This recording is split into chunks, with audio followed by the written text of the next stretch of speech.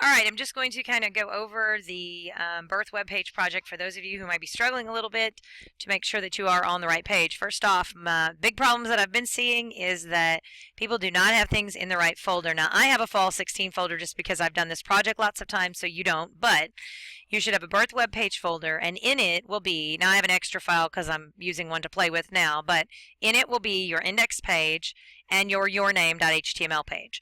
Those are the only files that should be in your birth web page folder.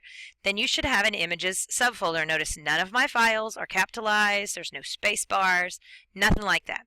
In the images folder will be all your pictures that you plan to use for your project on any of your pages. It doesn't matter. I like to put file name extensions on so I can see the extensions to make sure I'm typing them in correctly in the Notepad++. So make sure that you can see those extensions and that they're on, your view is set to icons so you can see a preview.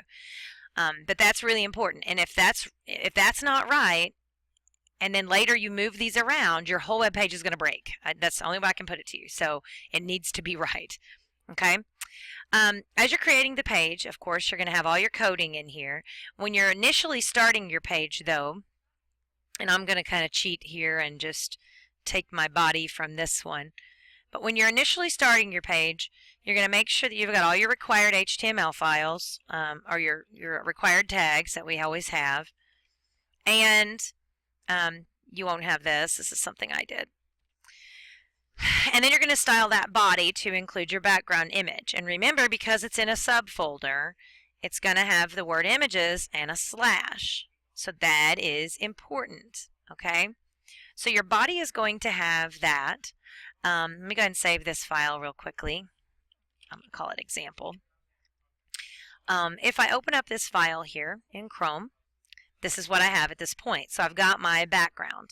You need to make sure your background works before you really do anything else. So when you've got your basic page set up, you've got your background in there, then you're ready to divide it into sections.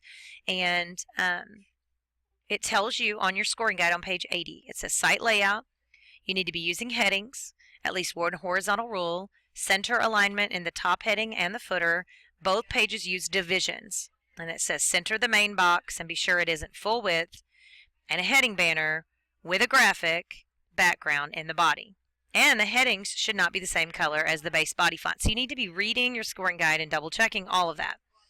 So I need to have a division to hold everything here, a big box, and I can call it whatever. I'm going to call it big box because that sounds fun.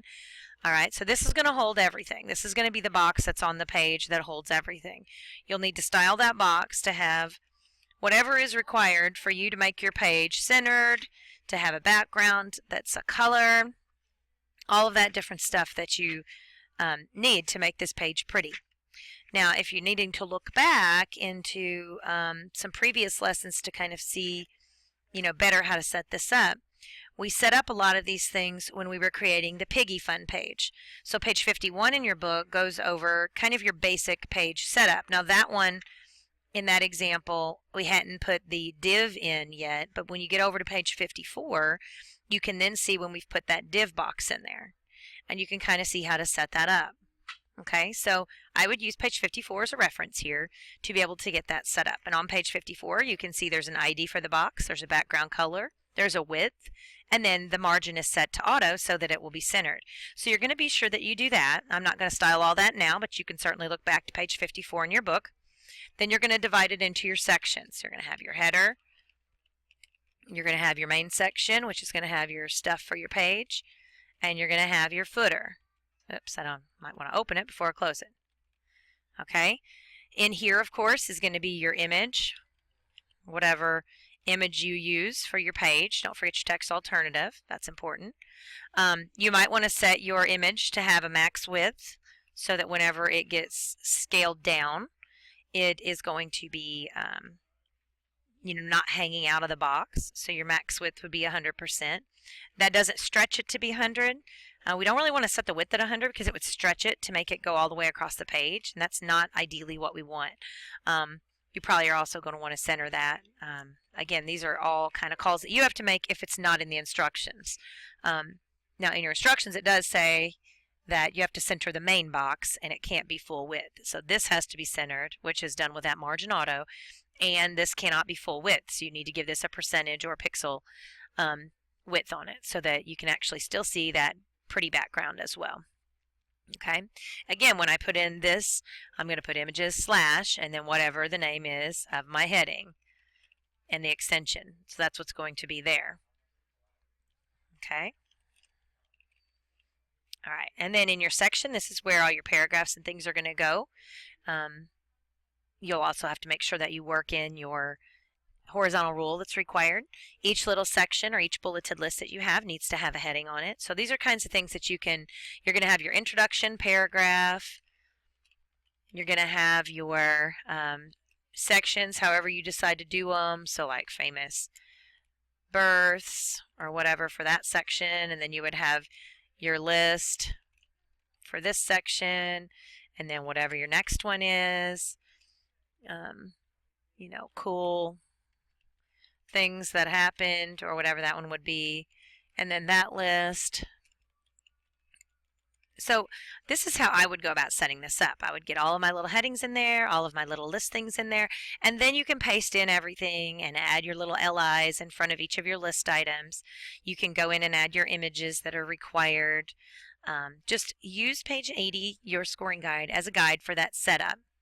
And then, of course, look on page 79 every now and then just to kind of see if yours is lining up with what it should. And then page 81 even breaks it down further to know exactly what goes in each section. Okay, so at this point, you should be ready to start pasting in information once you get this styled, of course. So you'll give this some sort of width. You'll center it on the margin. You might want to put a border on it. Border is going to have 3 parts, so hopefully you have that on your yellow sheet. It's going to be solid, and then some color, and then some sort of width or whatever.